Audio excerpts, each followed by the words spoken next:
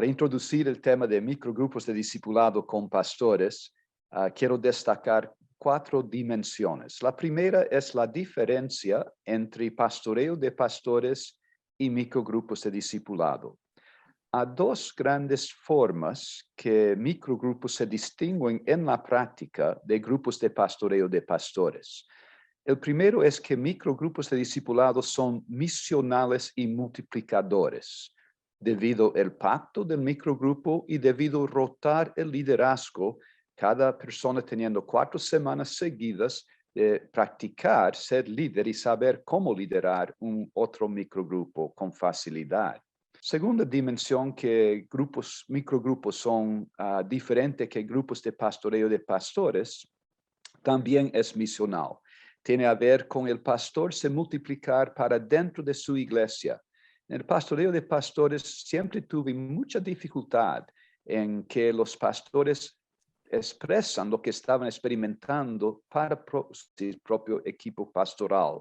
Pero con microgrupos de discipulado es casi imposible limitar ellos. Ellos ya saltan para discipular su equipo pastoral y de forma continuada eso va pasando para los líderes de la iglesia. Una segunda dimensión que quiero destacar cuanto a microgrupos de discipulado es que ayuda a crear una profunda cultura de discipulado. Esto acontece especialmente en 2 condiciones. La primera condición es cuando experimentamos un microgrupo donde recibimos lo que Dios está nos pasando y un segundo microgrupo donde repasamos lo que estamos recibiendo. Y la segunda condición donde esa cultura crece tremendamente es cuando el microgrupo es combinado en la práctica con equipo. Cuando nuestra relación no es apenas discipulado y sí también tenemos un propósito, un llamado que estamos cumpliendo juntos como equipo, que es el caso de la mayoría de nosotros. La tercera cosa que quiero destacar sobre microgrupos es el nombre, la palabra microgrupo. Yo quiero te animar a reservar el uso de esa palabra microgrupo para un grupo que tiene el pacto de microgrupo, los 5 componentes de ese pacto que vamos a oír de aquí a poco, y la práctica de ese pacto. Grupos que normalmente son 90 minutos semanal, con 90 minutos de preparación y el resto de esas expresiones del pacto. Para eso es importante, mi cuarto y último punto, pensar en pre-microgrupos. Pre-microgrupos de discipulados son expresiones de discipulado que no alcanzan todas las dimensiones de un microgrupo. Puede ser que se encuentran quincenalmente en lugar de semanalmente. Puede ser que son de 1 hora en lugar de 1 hora y media. De cualquier forma, necesitamos de pre-microgrupos. Puede ser que ni usamos esa palabra. Puede ser que usamos palabras, grupos de crecimiento, grupos de liderazgo, grupos de discipulado, evitando el uso de microgrupo, reservando eso para lo que propiamente corresponde a un microgrupo. Nosotros que estamos andando con preparar personas para microgrupos, te animo a no lanzar microgrupos ahora y normalmente no lanzar en el último trimestre del año. Y sí hacer pre-microgrupos, hacer encuentros, por ejemplo, quincenales, encuentros con menos compromiso que comienza a te ayudar en la selección para multiplicar en microgrupos el final de enero. El final de enero, para ser específico, el 31 de enero, tenemos la abertura de la Escuela de Discipuladores para un nuevo grupo, entrando en grupos de aprendizaje de 4 personas por 2 módulos, febrero y marzo, para a partir de inicio de abril, esos grupos de aprendizaje se transformar en microgrupos. Entonces, esa es nuestra plataforma para lanzar nuevos microgrupos a partir del 31 de enero. Devuelvo para ti a Munir, que Munir y Pedro van a compartir sobre las 16 características o cualidades esenciales de un microgrupo, lo que fue la tarea previa que espero que ustedes consiguieron hacer porque van a avanzar mucho mejor si ya tienen pensado sobre eso. Munir. Gracias, David. Entonces, Voy a colocar la primera parte de los 16 microgrupos. Tomen notas, por favor, y recuerden que pueden ir pensando en sus preguntas e ir anotando las preguntas en el chat. Los elementos esenciales de un microgrupo de discipulado. Comencemos definiendo un microgrupo. Un microgrupo es un grupo de 4 que tiene por lo menos 16 elementos esenciales. Estos elementos se dividen en 3 miradas. La mirada hacia arriba, la mirada hacia adentro y la mirada hacia afuera. En este video específico vamos a desarrollar la primera mirada, la mirada hacia arriba. Esta primera mirada tiene 4 elementos esenciales. Primero, centrado en Cristo. La gran comisión de Mateo 28 es muy profunda, concreta, concisa, clara, realizable, reveladora y poderosa. Jesús se acercó entonces a ellos y les dijo: se me ha dado toda autoridad en el cielo y en la tierra.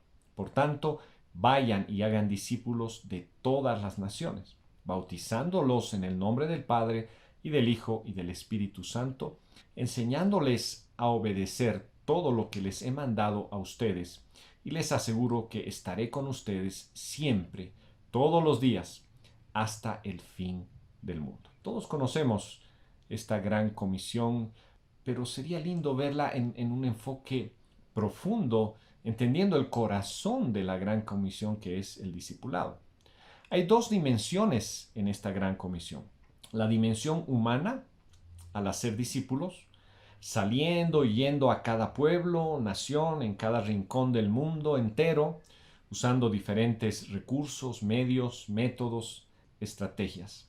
Pero también tenemos una segunda dimensión de esta comisión que sobrepasa por mucho nuestra capacidad, medios, métodos y estrategias, y que la hace sobrenatural, ya que está respaldada por los recursos que vienen directamente de Dios. Qué linda esta dimensión.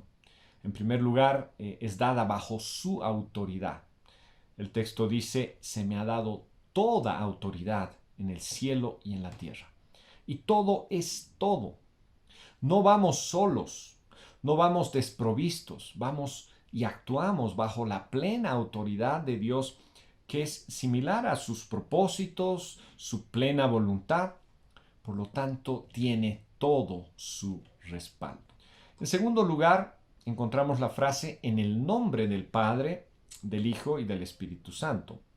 Es decir, en el carácter del Padre que refleja su personalidad, en la identidad del Hijo de Dios, nuestro hermano mayor, y quien nos hace partícipes de la familia de Dios. Somos coherederos con Cristo. Y en el poder del Espíritu Santo, que es el mismo poder que resucitó de los muertos a Jesús y que actúa en nosotros. En tercer lugar, Jesús promete estar presente y hacerse presente todos los días de nuestra vida. El discipulado es una ocasión perfecta, ideal, de que Él se haga presente. El deseo de nuestro corazón es que Jesús se revele a sí mismo en cada encuentro de discipulado. Nos entregamos a Él antes, durante y después del encuentro para que hable a nuestras vidas y a través de nuestras vidas y nos llene de su poder. Si bien nuestras vidas son ejemplos absolutamente necesarios, ganamos autoridad y sabiduría de lo alto a medida que imitamos y revelamos a Cristo. Pablo lo dijo en 1 Corintios 11:1: sean imitadores de mí, así como yo de Cristo. Qué gran ejemplo. Y en 2 Corintios capítulo 3, verso 17 y 18 encontramos esta preciosa palabra: el Señor es el Espíritu, y donde está el Espíritu del Señor, allí hay libertad. Por tanto, nosotros todos, mirando a cara descubierta, como en un espejo la gloria del Señor, somos transformados de gloria en gloria en la misma imagen, como por el Espíritu del Señor. Vamos al segundo elemento, la centralidad de la palabra de Dios. La palabra de Dios ilumina nuestro camino en la oscuridad. Lámpara es a mis pies tu palabra y lumbrera a mi camino. La palabra nos advierte del pecado y cómo alejarnos de él. ¿Con qué limpiará el joven su camino? Con guardar tu palabra. Con todo mi corazón te he buscado. No me dejes desviarme de tus mandamientos. En mi corazón he guardado tus dichos para no pecar contra ti. La palabra de Dios es esa verdad objetiva y absoluta en un mundo subjetivo y relativista. La palabra de Dios es aguda y penetrante en nuestras motivaciones y necesidades más profundas. Como lo dice el autor de Hebreos en el capítulo 4:12, cuando dice que la palabra de Dios es viva y eficaz y más cortante que toda espada de dos filos y penetra hasta partir el alma y el espíritu, las coyunturas y los tuétanos, y discierne los pensamientos y las intenciones del corazón. A través de ella se nos enseña, se nos reprende, se nos corrige, se nos entrena para ser equipados para toda buena obra.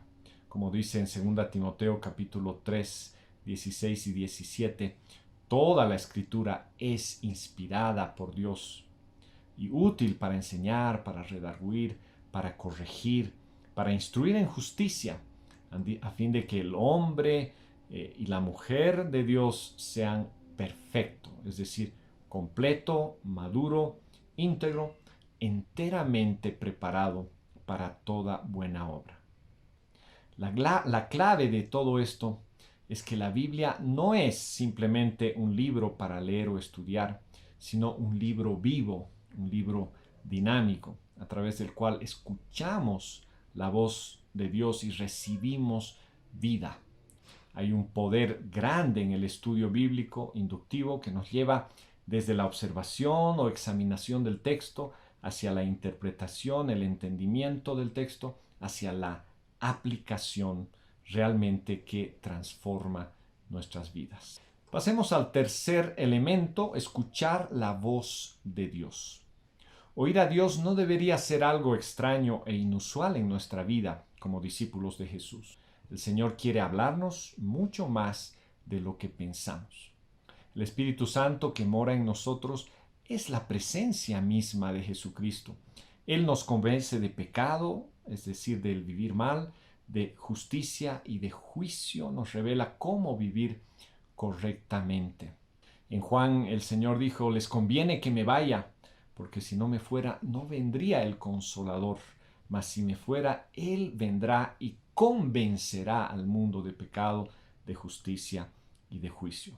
Es el Espíritu Santo que nos enseña todas las cosas. Aún tengo muchas cosas que decirles, pero ahora no las pueden sobrellevar. Pero cuando venga el Espíritu de verdad, Él les guiará a toda verdad, porque no hablará por su propia cuenta, sino que hablará lo que oyere y les hará saber las cosas que habrán de venir. Él me glorificará, dice el Señor Jesús. Dios es una persona, quiere ser tratado como persona.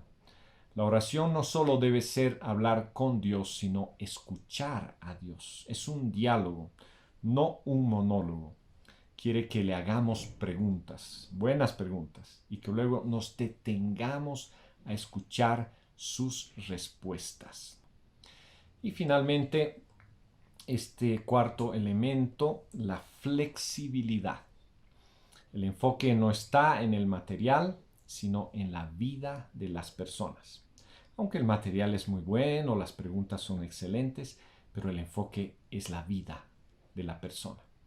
El objetivo no es transmitir ese conocimiento, sino permitir que las personas abran sus corazones a la presencia, los propósitos y el poder de Dios.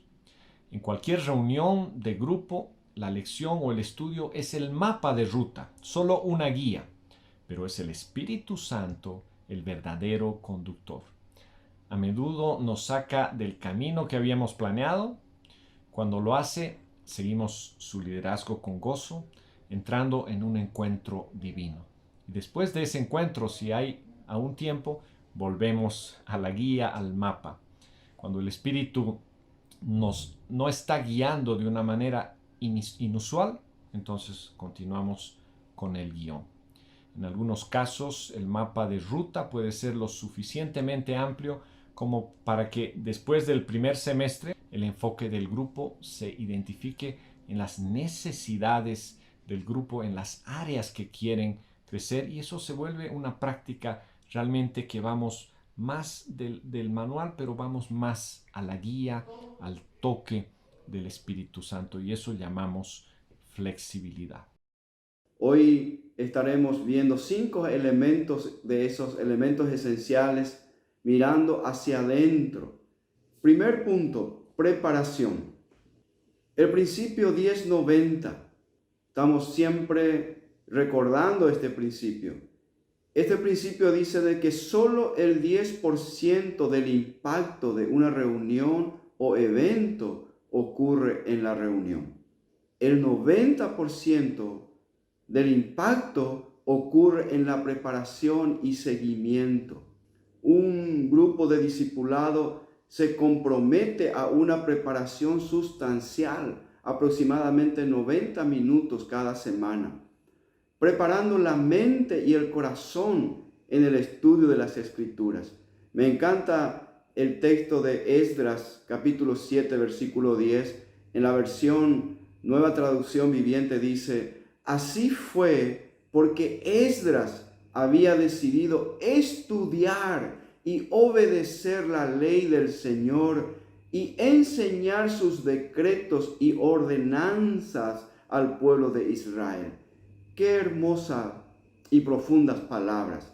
Un modelo, un ejemplo que queremos replicar en nuestros encuentros y nuestra preparación para nuestros encuentros de discipulado.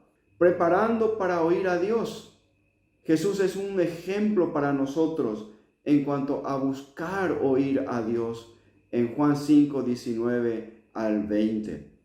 Llegando al grupo preparado para compartir lo que Dios les ha mostrado. Primera de Corintios 14, 26 dice: ahora bien, mis hermanos, hagamos un resumen. Cuando se reúnan, uno de ustedes cantará, otro enseñará, otro contará alguna revelación especial que Dios le haya dado, otro hablará en lenguas y otro interpretará lo que se dice. Pero cada uno que se haga debe fortalecer cada uno de ustedes. En segundo lugar, transparencia y vulnerabilidad. La transparencia es permitir que las personas nos vean como realmente somos, siendo honestos sobre nuestras dificultades, conflictos, problemas, incluso nuestros pecados. Es quitarnos las máscaras. La vulnerabilidad, sin embargo, es invitar a la gente a ayudarnos. Si el líder del grupo no modela estas cualidades, el grupo nunca avanzará con profundidad y crecimiento genuino. Hablar mal de sí mismo. Una de las principales cualidades de un líder de grupo es poder hablar de sus propias dificultades. Esto requiere, por supuesto, cierta sanidad y seguridad fundamental por parte del líder. Sin esto es probable que manipulen o impongan en lugar de formas que inviten a las personas a confiar, a abrirse y crecer. En tercer lugar, crecimiento intencional acelerado. Todos los miembros del grupo están creciendo. Esto se torna sinérgico. El crecimiento de cada uno llevando a mayor crecimiento de los otros. Esto no es accidental, sino intencional. Descripción de un verdadero discípulo. La mayoría de creyentes comúnmente crecen tan lentamente que es difícil percibir. Qué triste es eso.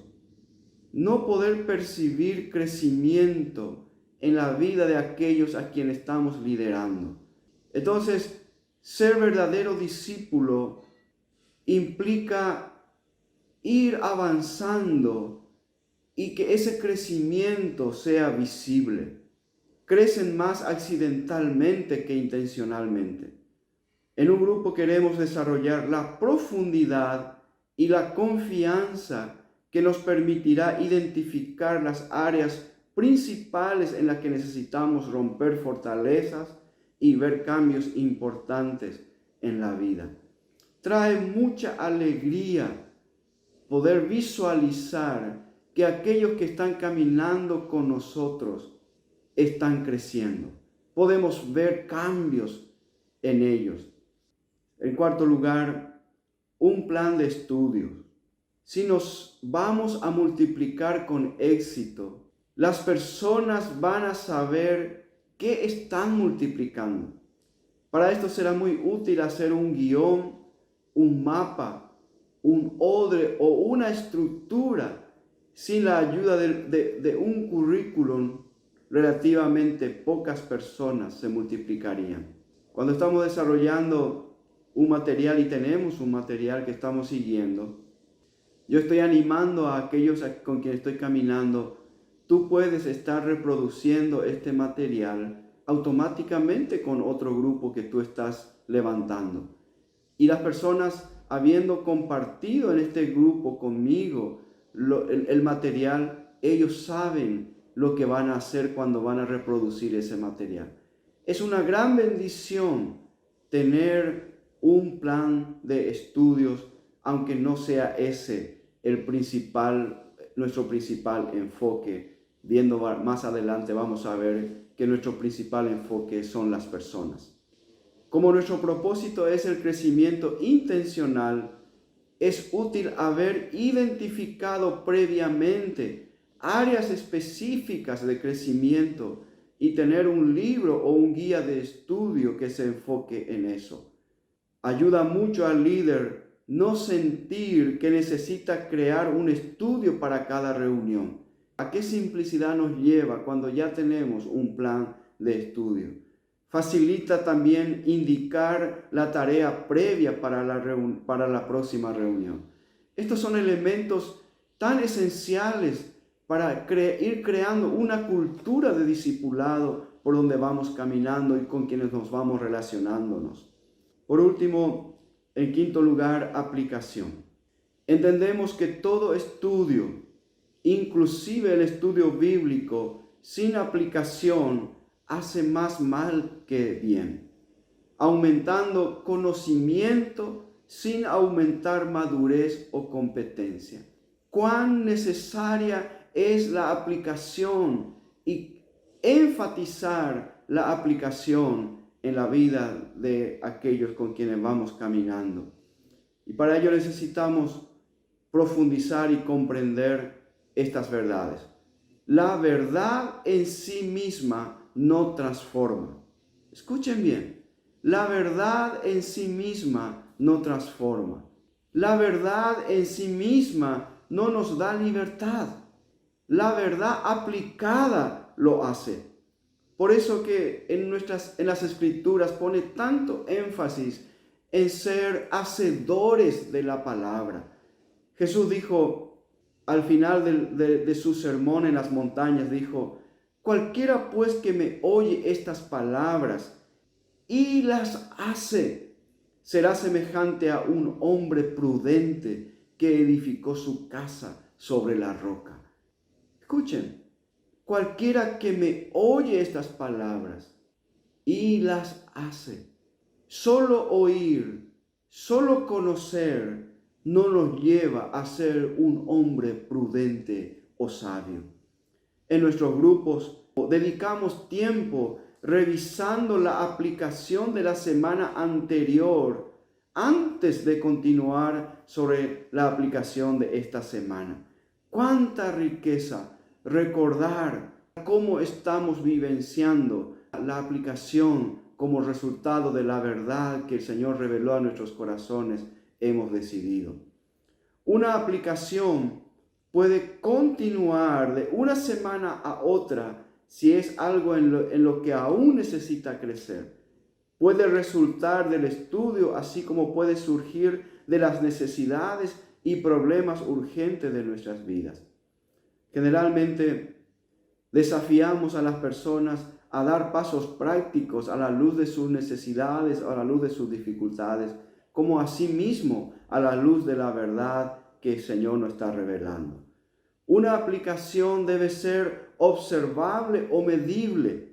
Puede ayudarnos a saber si estamos creciendo, como lo estaba diciendo anteriormente. Pero necesitamos trabajar en que nuestras aplicaciones sean medibles, sean observables. Por ejemplo, algunas veces en nuestro grupo, en nuestra aplicación es, yo voy a visitar esta semana, yo voy a hacer un esfuerzo para visitar a algunos hermanos esta semana.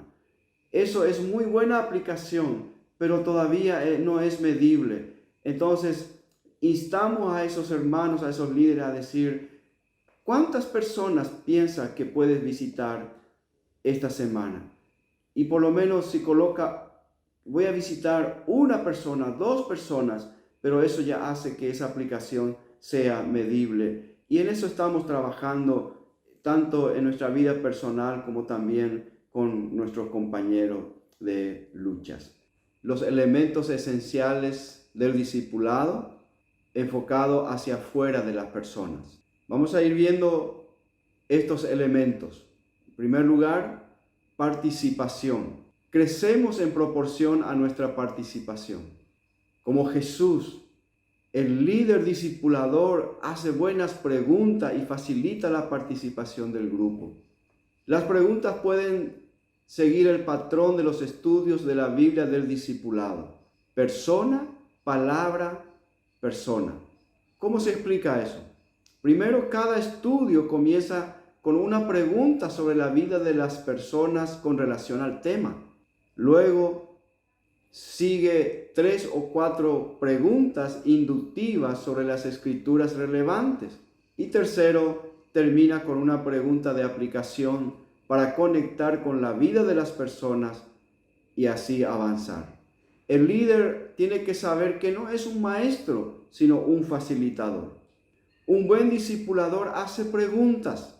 Tenemos que seguir el ejemplo de nuestro maestro. Jesús hizo 307 preguntas. Y un buen discípulo también hace preguntas. Tenemos muchos registros en las escrituras donde los discípulos hacen preguntas al maestro. Jesús recibió 183 preguntas, de las cuales respondió solo 3 directamente.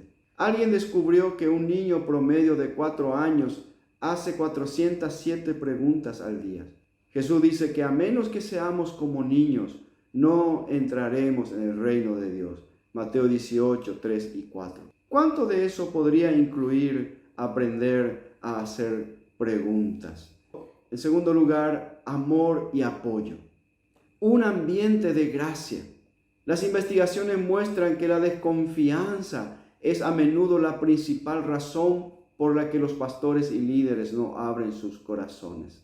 Es poco probable que las personas, incluidos los líderes e incluso más los pastores, no hayan sido lastimados en algún momento, en sus años de formación y en sus ministerios y carreras.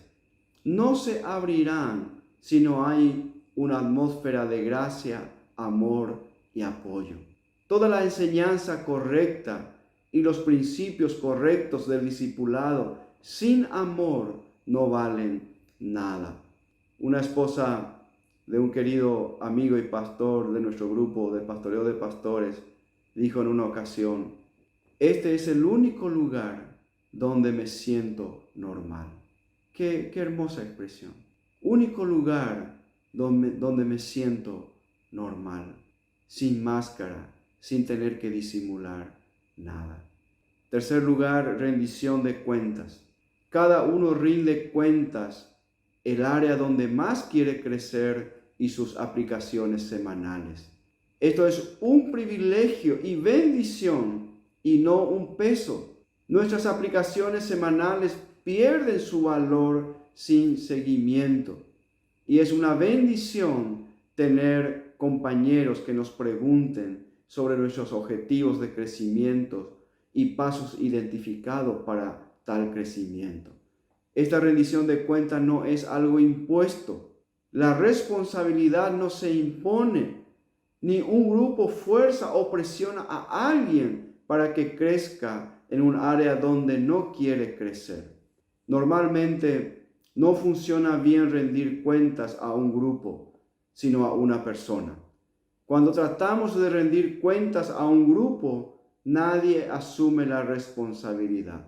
Entonces lo ideal es tener un compañero de rendición de cuentas específico que también apoye y ore por nosotros. Cuarto lugar, liderazgo rotativo.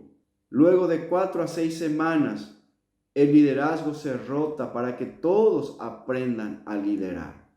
Lo ideal es que una persona lidere por 4 semanas, teniendo la visión del tema mayor y de la preparación semanal a la luz de eso. Una evaluación. El discipulador pide al líder del mes indicar unos puntos altos y unos puntos a mejorar después de cada encuentro. Después añade sus perspectivas, ayudando al líder a crecer en forma intencional. En quinto lugar, discipulado o mentoreo 1 a 1. Encuentros individuales, trimestrales o según la necesidad de parte del líder con cada miembro. También con alguna frecuencia, dedicar la mitad de una sesión para enfocar en solo una persona. Hay ventajas de las reuniones 1 a 1 y otras de reuniones en grupo pequeño, como indicamos en la primera sesión de este módulo. Por eso lo ideal es combinar ambas. Algunas fortalezas del 1 a 1 son un mayor enfoque, profundidad, atención individual y confianza más profunda. Mi mayor crecimiento ha ocurrido a través de esos encuentros en grupo pequeño, pero al mismo tiempo un encuentro individual en forma mensual con mi mentor discipulador David. Es tan especial a veces identificar en un grupo grande áreas que yo necesitaba tratar en forma más personal, en forma más profunda. Luego en ese encuentro individual hacerlo eso con efectividad o con mayor profundidad. Ha sido una bendición para mi vida caminar utilizando ambos recursos. Encuentros en grupo pequeño y encuentros individuales 1 a 1. En sexto lugar, multiplicación. El grupo tiene un compromiso desde el inicio de multiplicarse. Tenemos un pacto que en algún momento también vamos a ir desarrollando. En ese pacto nos comprometemos a multiplicarnos. Una de nuestro gran déficit es la falta de multiplicación. Nosotros como pastores no nos multiplicamos. Los líderes de nuestras iglesias no se multiplican. Necesitamos poner mayor atención y sembrar la visión, sembrar la semilla de la multiplicación desde el inicio de nuestro encuentro. El gran desafío que tenemos con la escuela de discipuladores es que a comienzo del año que viene, cada uno que camina con nosotros tenemos que multiplicarnos en otros 4 pastores o líderes en nuestras congregaciones. Qué gran desafío, qué gran impacto el Señor estará causando a través de nuestras vidas al multiplicarnos. A veces, como estaba diciendo, esto es parte de un pacto escrito. El grupo no existe solo para sí mismo, es un grupo misional. Necesitamos plasmar esto en el corazón de aquellos con quienes caminamos. Tiene una visión de iniciar nuevos grupos cuando termina un ciclo normal de 12 a 18 meses. Estamos muy contentos porque tanto los pastores con quienes estoy caminando están multiplicándose en este momento. ¡Qué alegría! También los líderes con quienes estoy caminando en el discipulado están enfocados en multiplicarse y están multiplicándose. Es un gozo para el Señor y para también mi corazón. Séptimo lugar, continuo discipulado y entrenamiento. Después de que el microgrupo se multiplica, el microgrupo inicial normalmente continúa reuniéndose quincenalmente mientras comienzan sus nuevos grupos semanales. Comúnmente participan de webinars o seminarios de capacitación durante el año. Tenemos tantos recursos para ir nutriéndonos continuamente, capacitándonos continuamente. Durante este año todavía tendremos algunas capacitaciones tan importantes a nivel continental a través de la plataforma virtual y tenemos que estar anotando, agendando esas capacitaciones que nos van a ayudar a crecer en forma continua. Estos son los 16 elementos esenciales que suceden en esos 90 minutos de discipulado con el trabajo previo y el seguimiento. Realmente la vida del discipulado reside en esos 90 minutos y no se transfiere de manera teórica, sino vivencial. Lo vivimos por meses, por años, para ir transfiriendo esta herramienta de los 16 elementos de un microgrupo de discipulado. En 3 miradas, para recordarlo rápidamente e ir haciendo nuestras preguntas. La mirada hacia arriba, centrado en Cristo, la centralidad en la palabra de Dios, escuchar la voz de Dios y la flexibilidad o guía del Espíritu, es la mirada hacia arriba. Mirando hacia adentro, la preparación previa que es parte de la cultura, la transparencia y vulnerabilidad que vivimos en cada encuentro, el crecimiento intencional de cada discípulo, el plan de estudios que nos ayuda a tener una currícula y las aplicaciones en todo tiempo, como decía Pedro. Y la mirada hacia afuera, es decir, la vida del grupo en la participación, en el amor y apoyo, ese lugar de apoyo, de seguridad, la responsabilidad o la rendición de cuentas, el liderazgo rotativo que hace que vaya creciendo cada miembro del microgrupo, el discipulado o mentoreo de cada uno en diferentes tiempos, la multiplicación y la continua capacitación. De esa manera vemos estos 16 elementos de un microgrupo de discipulado y hemos querido ser lo más abundantes posibles para poder entender mejor esta herramienta, este ADN del discipulado, que es esa vivencia de ser discipulados en microgrupos. Entonces, pasamos ahora a las preguntas. Si hay algunas preguntas en el chat, podemos ir haciéndolas. Está David, está Pedro, también está mi persona para ir respondiendo. Voy a ir leyendo la primera que encuentro aquí. En el tema de la transparencia y vulnerabilidad en grupos, ¿hay límites saludables? David, te paso esta pregunta. Claro que sí. Para todo tiene que haber límites saludables. Sea lo que comemos, sea el ejercicio, sea el descanso, todo tiene que tener límites saludables. En algunos casos tenemos problemas tan grandes que pueden ahogar el microgrupo. Tenemos que discernir si nuestros problemas son demasiado grandes y posiblemente pasar a marcar un encuentro individual con el líder del microgrupo para abrir sobre posiblemente algún pecado muy profundo que está nos destruyendo, pornografía o otro asunto. Pornografía en sí no pienso ser algo terrible, es algo relativamente común, por lo menos tiene sido en mi vida. Pero hay otras cosas, posiblemente, por ejemplo, si caímos en una relación homosexual o abuso sexual o algo muy profundo que el grupo realmente no está listo para responder, eso sería algo para compartir con el líder. Y si el líder no sabe qué hacer, el líder normalmente va a compartir de forma confidencial con su líder hasta encontrar recursos de personas que tengan sabiduría y experiencia en ese campo. Gracias, David. Hay otra pregunta. En el área de crecimiento intencional, ¿el discipulador debe tener una influencia y motivación en el discípulo? Bueno, comentar que el discipulado es intencional y cuando no hay crecimiento intencional, pues simplemente no hay este discipulado en el modelo de Jesús. Y obviamente el líder, el facilitador, es el primer interesado en motivar al discípulo a crecer y la rendición de cuentas al grupo y al facilitador hacen realmente que haya un seguimiento en cuanto al crecimiento intencional.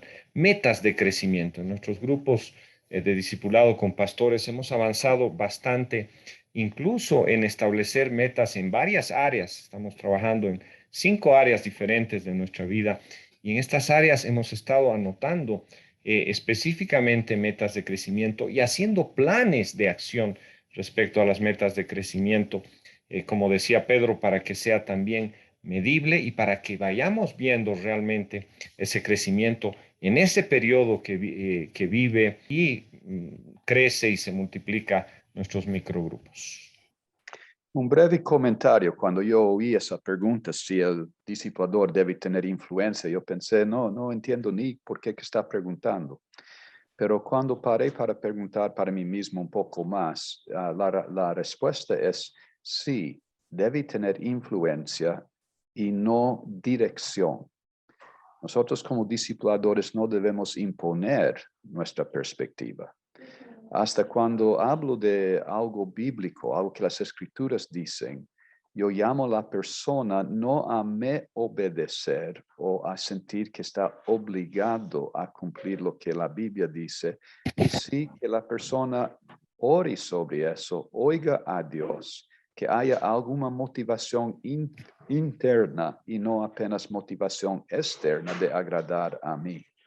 ¿Cómo se vería un mapa de ruta ya escrito en papel? Dice la pregunta. ¿Cómo sería un mapa de ruta? ¿Es la pregunta?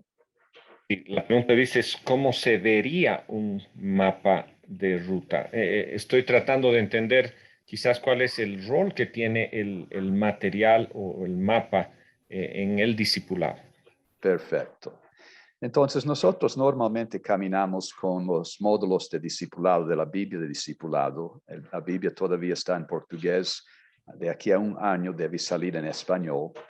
Pero ya traducimos casi todos los 450 estudios para el español. Y esas 5 preguntas típicas, persona, palabra, persona, que Pedro comentó, son nuestra hoja de ruta, son nuestro mapa. El Espíritu Santo es el motorista, por lo menos gostamos de decir eso, y si el motorista indica un otro camino, si tú en tu preparación tienes un encuentro divino que sientes que debes compartir con el microgrupo, debes seguir el motorista. En cuanto que el Espíritu Santo no está te dando otra dirección, debes seguir esas preguntas y pasar por ellas.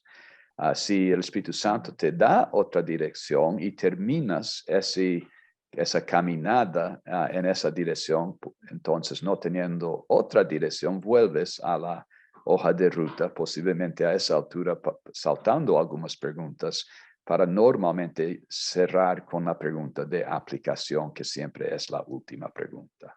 Entonces, están todos bien informados. Ahora es el tiempo de ir adentro de nosotros y mirar hacia arriba y reflexionar en estas 2 preguntas que es parte de nuestra cultura de discipulado, cultura de reflexión, es qué es lo que Dios está hablando a nuestro corazón, lo que más llamó nuestra atención y qué haremos al respecto. Entonces,